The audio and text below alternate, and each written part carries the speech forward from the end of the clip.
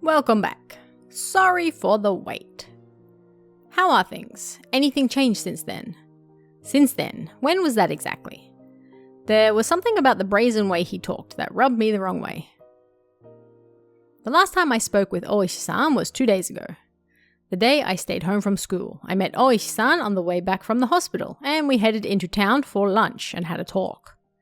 Then after that, Rena and Mion came to check up on me. Whenever I spoke with Oishi-san, they always knew about it. It was like that since the first time I met him. Today's phone call may well be found out by them as well. Hello? Can you hear me, Mayabara-san? Huh? Sorry. What did you say? I asked if anything's changed since last time. There wasn't an answer, so I got a bit worried. Not really. The words stopped in my throat. There was a ton of stuff that happened, all of it baffling. What should I talk about? I didn't understand any of it, but I should try asking. If I didn't ask now, I may never have another chance. This night, when my parents weren't home, I had no guarantees I would make it through the night safely after all. Well, Oishi-san, it seems that someone is after me. Really? It could all just be a coincidence, but that day I missed school when I was sick, the two of them came to check up on me.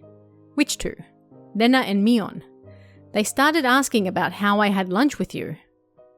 What next? They left me some mochi when they came to visit, but there was a needle inside. Fortunately, I somehow didn't swallow it. I wonder, could that have just been a threat? About the needle. It was just one of those common sewing needles that you see all the time. There was a hole to thread string through. Not that, Mayabara-san, the needle itself. That's evidence. It could be used as proof that they threatened you. Where is that needle? That's right. That's it. I dropped the receiver and rushed downstairs. When I tossed the mochi, I had overlooked it out of terror, but that needle was a valuable piece of evidence. I had certainly thrown the mochi and needle at the wall together. If it was there, then it would be on the living room wall. Why would the needle be on the wall? But my prudent mother had cleaned that living room wall and there was not a trace of mochi left on it. Could it be that it dropped in the gap between the wall and the carpet? I frantically searched by running my palm along the carpet, but nothing turned up. That sounds like it would be painful. Owie. I tried moving around the sofa and desks, pulling up the carpet, then flapping it around. Indeed, but I couldn't find the needle. Did my mum clean up everything without noticing it? It was just 2 days ago. I didn't know what day they collected the burnable trash, but it may still be in the trash bin in the kitchen. I rushed into the kitchen, opened up the lid of the pail, and poured out the contents. But even at a glance, I could tell that it would be incredibly difficult to find the needle in this pile of trash. I was looking for a needle in a trash stack. Oh! I know. I'll try running my hand through it. Keiichi, you've lost the plot.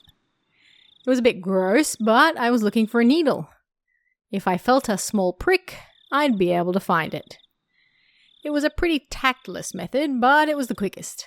I held my breath and started striking the pile of trash with my Ow! Why? Filth flew about. There was nothing more disgusting than this, but it was not the time to be concerned about such details. I continued on for a while, but nothing turned up. I wanted to search more thoroughly, but I was still on the phone. I shouldn't keep Oishi-san waiting for too long. Later, when Mum got back, I'd have to ask her if there was a needle. I hastily began scribbling on the notepad affixed to the refrigerator with a magnet. Was there a needle? I scrawled the words with a red pen. I then dashed back up the stairs where I had been keeping Oishi-san waiting for far too long. You are lucky this is the 80s. If this was today, they would have hung up on you immediately. Hello? How did it go? I couldn't find it. I was really overwhelmed back then and... I see. It would be great if you could find it. Keep it safe. That's right. The needle wasn't the only incident. I had to tell him about this morning with the hit and run. Also, Oishi-san, that isn't all. Actually, this morning. That van was definitely aiming for me. I could say that without question due to the circumstances at that time. Did you see the license plate? I can search for it from here. Damn. I just flipped out yelling at him back then, but I didn't look at the plate.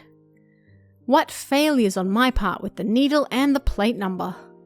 I was so focused just protecting myself that I let some of the most important details slip out of my grasp. I punched my pillow, annoyed at how worthless I was. I'm sorry, I don't know much more than that it was a white van. Nothing to fret about, Mayabara-san. Anyone would be shaken up after being hit. I guess all of this really isn't a coincidence, is it? Oishi-san started to hem and haw on the other end. I could imagine him folding his arms. Also, Rena is acting strange. How so? What Rena said on the way home today, asking why I was so much like Satoshi-kun. Now I could say it with confidence, that Rena knew what happened to Satoshi. She knew that there was more to it than him just simply disappearing. Rena knows. She knows something regarding what happened to Satoshi, the kid who was demoned away last year. What would that be exactly? Rena said, I was the same as Satoshi. She said something to the effect that the way things are going, I'll end up with the same fate as Satoshi. Satoshi, Satoshi, Satoshi. Say his name 3 times and he appears. Fate, you say. Exactly what kind of fate did she say would befall you? Transferring out, she said. Transferring out. Rena said Satoshi transferred out. So, given how things are going with me, I'll transfer out too. Oishi-san let out a stern sigh and then grumbled loudly. Mayabara-san, that was probably some sort of threat, or maybe some type of warning. I thought so too. At that point, I started to think. Would it be prudent to sum up everything that had happened up until now as the machinations of some human perpetrator? Other than the theory of it being Rena and the others, I was left with Oyashiro-sama's curse actually existing as the only other explanation. I want $1 every time I have to read that. I can retire. Of course, I couldn't tell that to Oishi-san, except Rena's strange behavior could be proof of either scenarios. Whether it was Oyashiro-sama's curse being real, or everything being part of a conspiracy committed by all of the villagers, Rena was involved.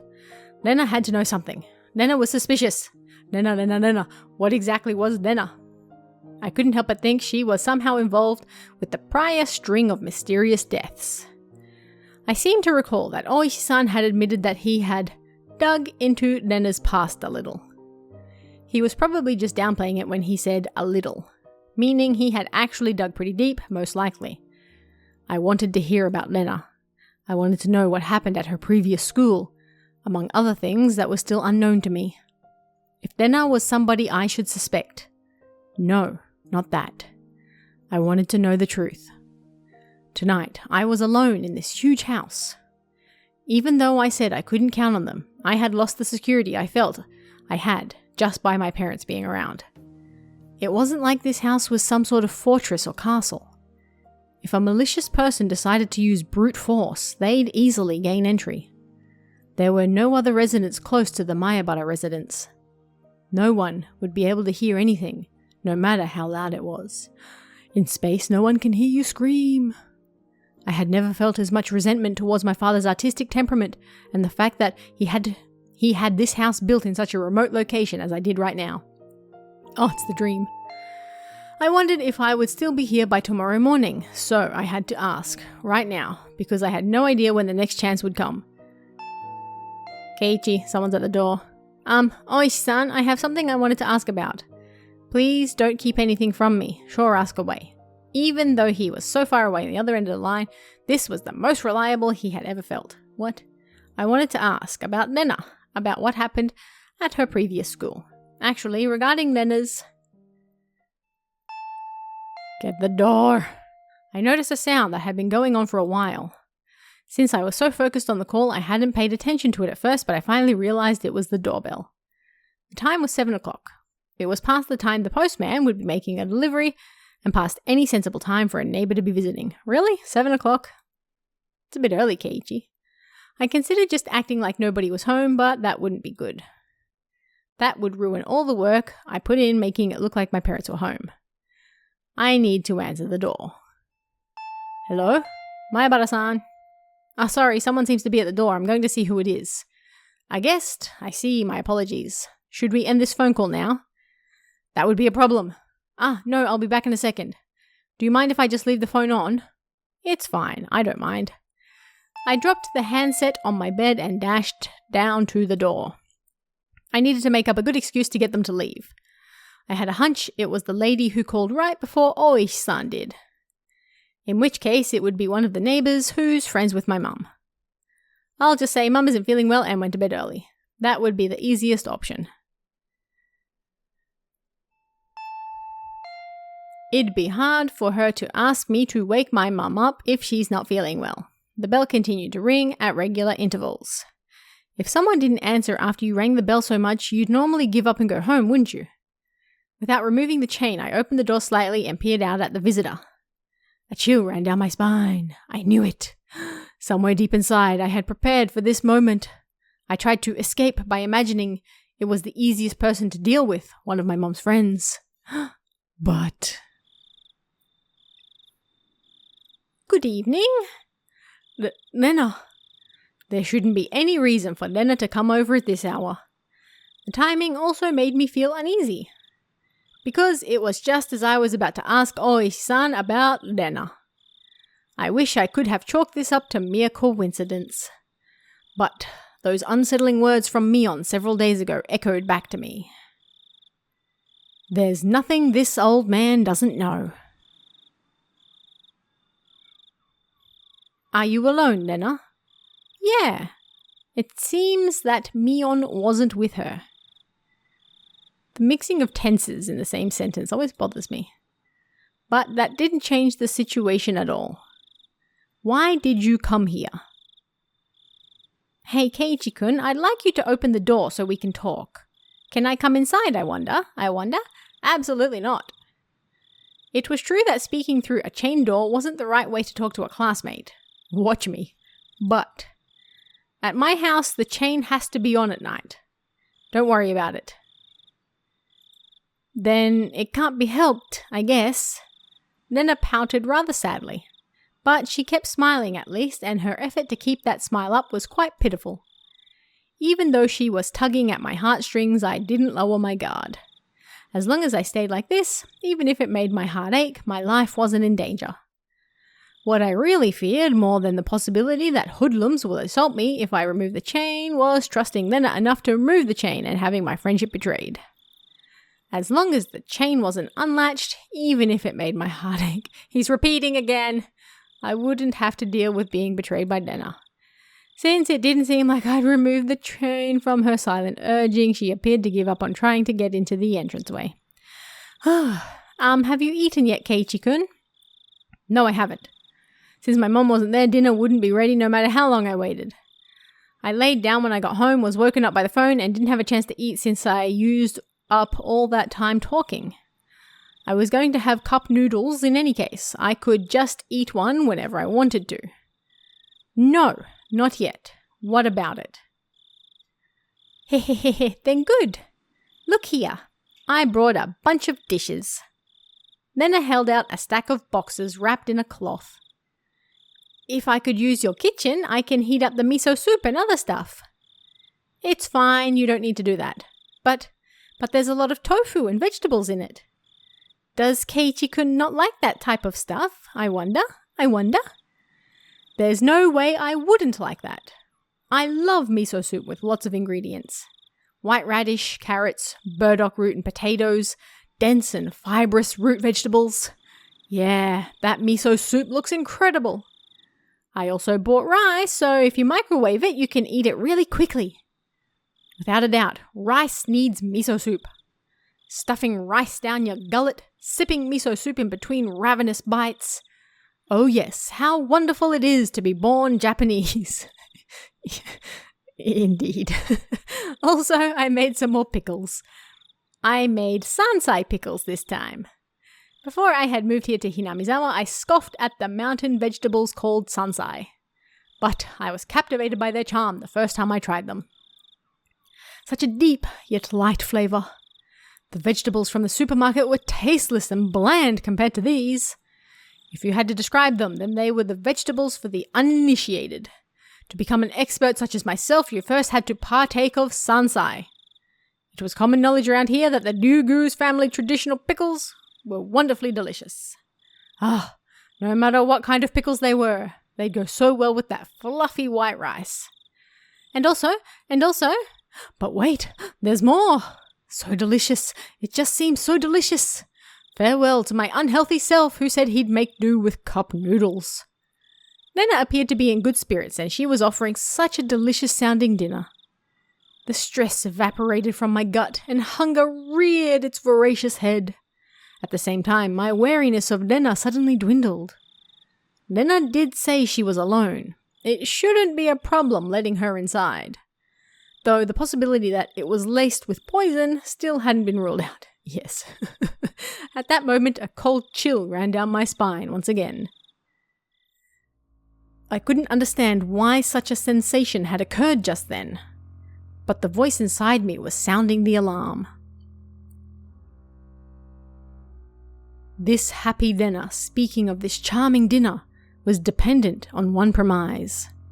And that premise was that tonight, dinner hadn't been made at my house, meaning it was under the assumption that my mum, who should be making it, wasn't here. At any normal household, 7 o'clock would be around the middle of dinner time. If my mum were here, we'd be eating dinner around this time as well. The fact that she brought over all the makings of a meal at this time was inherently strange. Unless she knew. Rena, did she know that my parents weren't home? But there was also the chance that this was a bluff. I had turned on the lights and a bunch of other stuff to make it seem like my parents were here. There was a chance that Rena was unsure if my parents were home. But I had to wonder. The laundry, the garage, the evening paper. There were plenty of signs of them being hastily tidied up. It was hard to say that Rena didn't have a chance to determine if my parents were here or not. But there was no reason for me to confess that right now. I should try holding on to that fact as long as I could. First of all, the chain was still latched. As long as I didn't take it off, Rena wouldn't be able to do anything to me.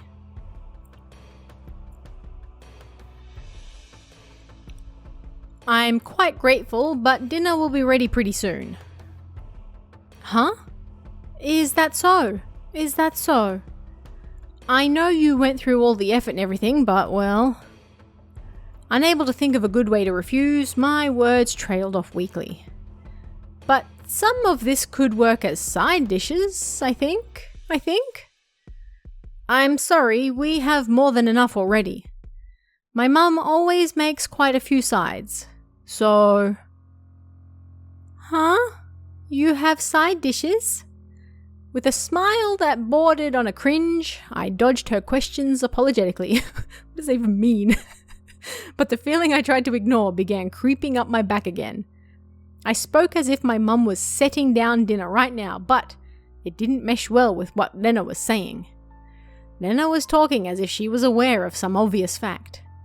And that, I was aware of it as well. So Keiichi-kun can cook. What did you make, I wonder? No, well, it's not that Then I had assumed out of nowhere that I had made the dishes. No, not so much that I had made them, but rather that my mum hadn't. Did you really make them? The side dishes? Did you, Keiichi-kun? It wasn't me who made them. My mum did. No, she's making them. Right now. So you see, I'm sorry, but I can't eat what you brought. Then I fell silent at that moment.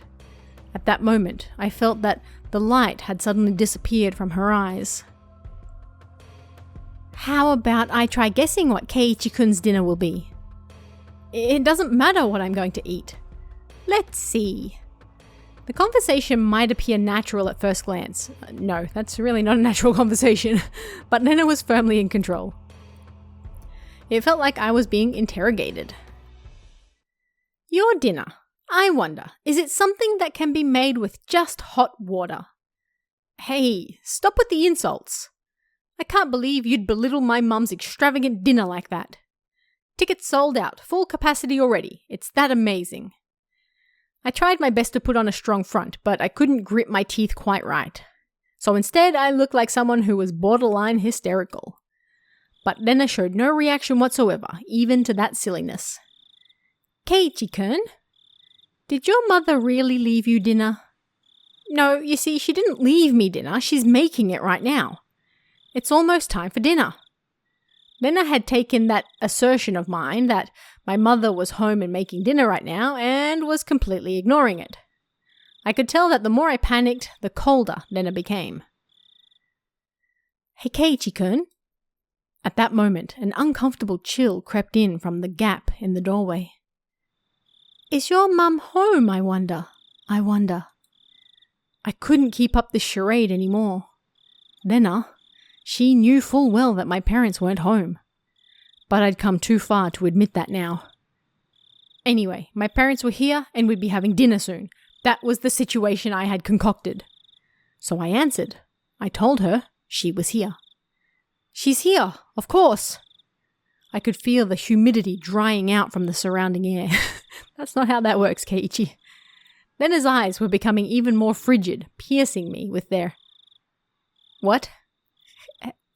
Gelid? Helid? Well, I have never seen that word before in my life. What? I'm going to have to look that up. Piercing me with her something glare. Why? Huh? What do you mean? I tried acting casual, but that facade was torn off me the instant I looked into Rena's eyes. That look, it informed me of Rena's response faster than she could open her mouth. Why have you been lying to me, I wonder? I'm not lying. That's a lie, isn't it? It's not a lie. Lies! Usoda!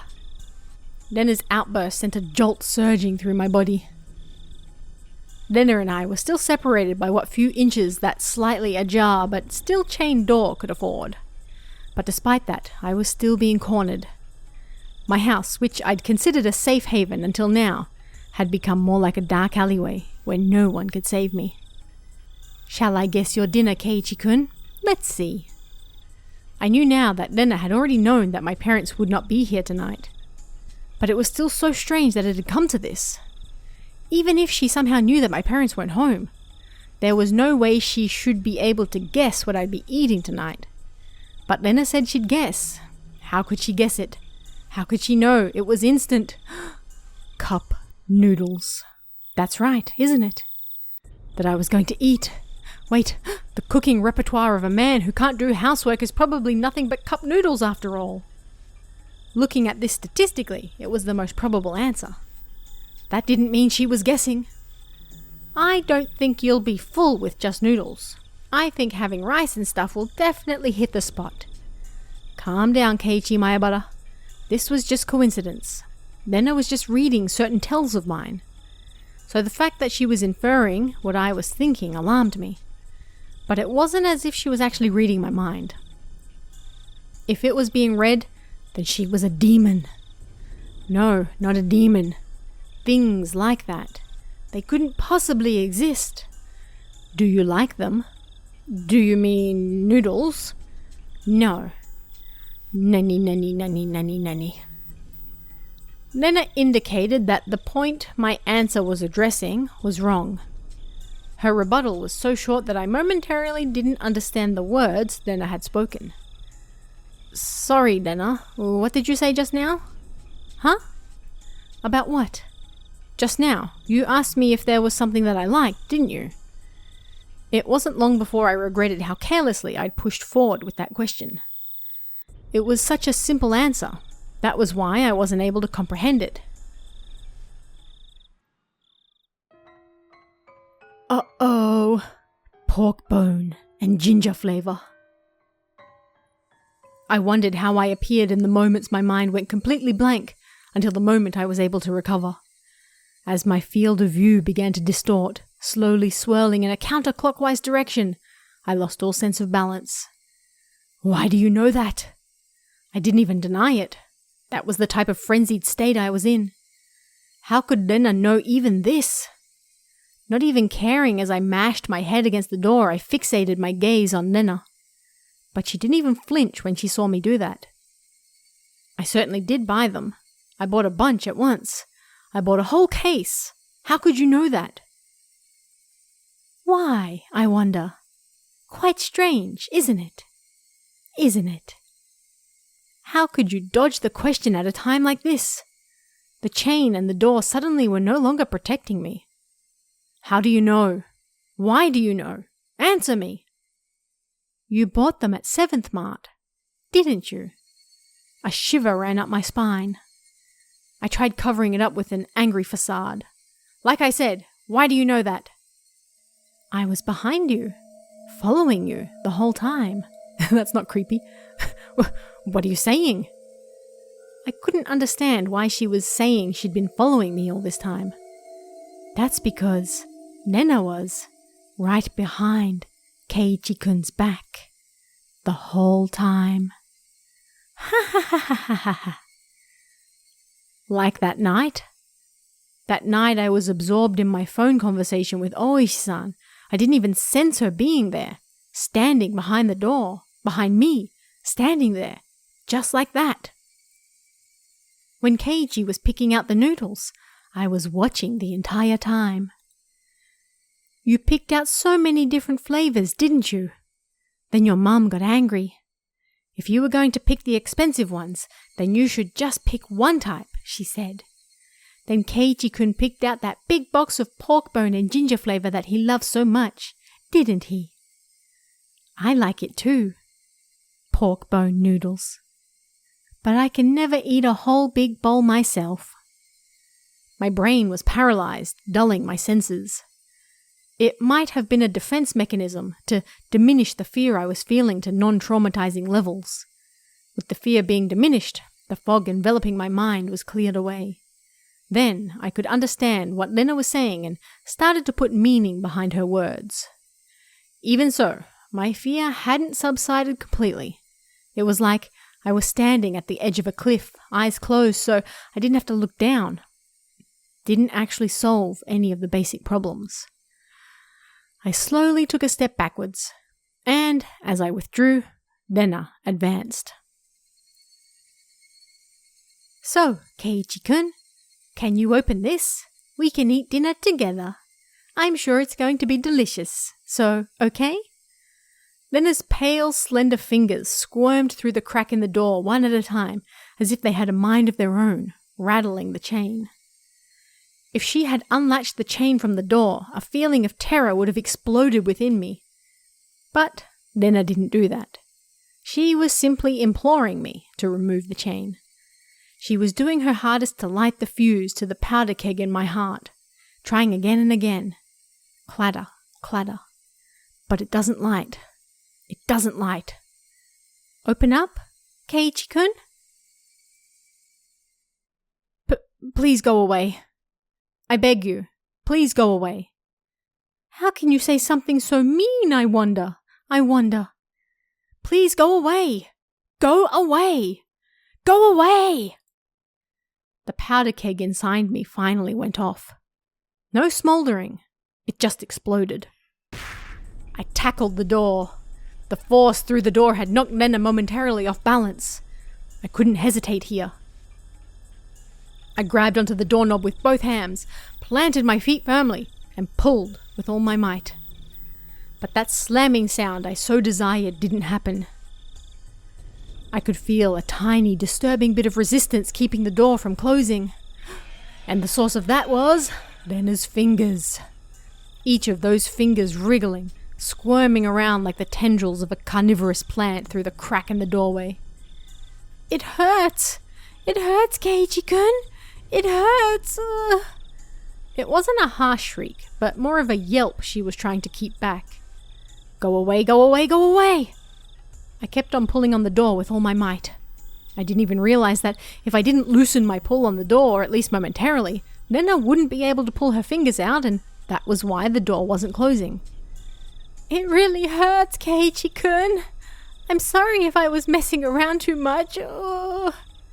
I didn't care one bit for her apology. No matter how much she apologized, it didn't change any of what she had done up until now. It didn't change anything. "It hurts. It hurts. I'm sorry, I'm sorry, I'm sorry." "Go away, go away, go away." Nena couldn't leave even if she wanted to, because I'd trapped her fingers. Nena's white fingers had become deep red and were no longer even squirming. Oh, owie. "I'm sorry, I'm sorry, I'm sorry." "Go away, go away, go away." "I'm sorry, I'm sorry, I'm sorry, I'm sorry, I'm sorry." Nena's apologies were occasionally twisted with pain, but like a broken record, she was intent on repeating it over and over. "Go away, go away, go away.